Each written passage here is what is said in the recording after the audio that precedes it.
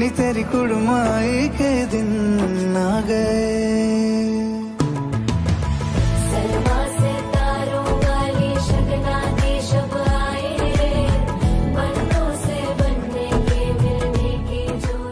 Hello everyone, কেমন আছেন সবাই?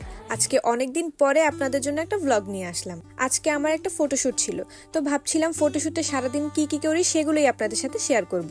আজকে আমি বের হয়েছিলাম 8:30টায়, শীতের সকাল, ঘুম তো ভাঙতেই চায় না, তারপরেও খুব কষ্ট করে রেডি হয়ে বের হয়ে গেলাম।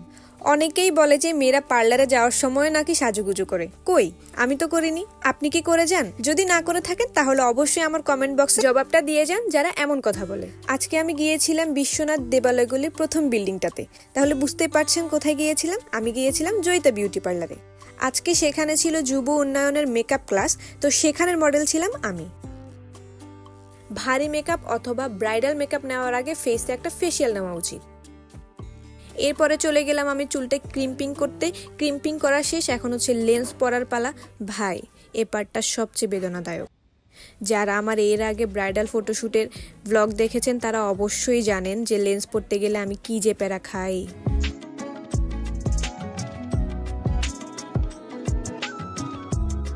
এত প্যারা খাওয়ার পরেও কিন্তু লেন্সটা আমাকে পরতেই হয়, কারণ ভারী মেকআপের সাথে লেন্স না পরলে একটুও ভালো লাগে না।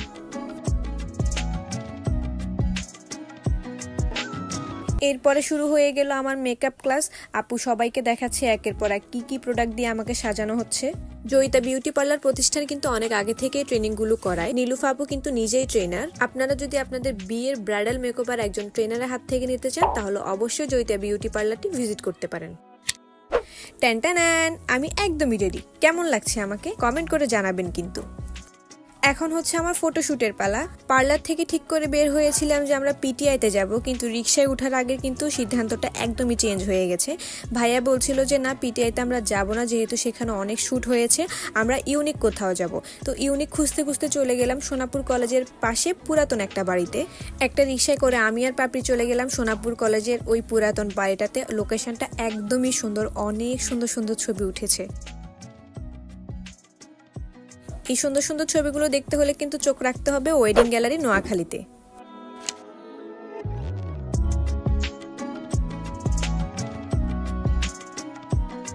আবির ভাইয়ের সাথে কিন্তু এর আগে আমার অনেক ভালো ভালো কাজ হয়েছে, আপনারা সবাই ওনাকে চিনেন। উনি হচ্ছেন ওয়েডিং গ্যালারি নোয়াখালীর চিফ ফটোগ্রাফার।